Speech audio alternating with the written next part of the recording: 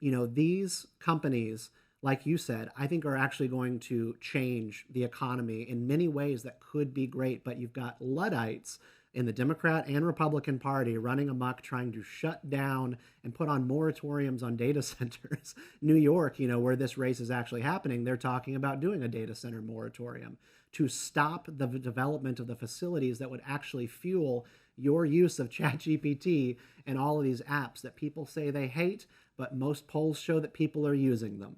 They don't like AI, but they're always using it.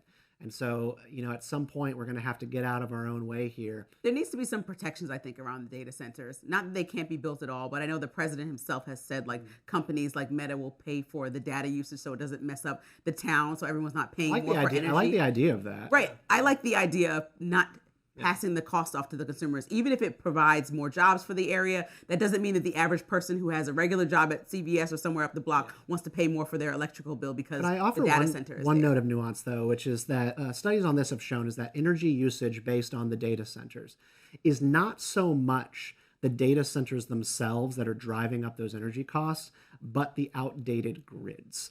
And so city grids and municipalities were not quite ready for how quick this was going to happen, and who could blame them, right?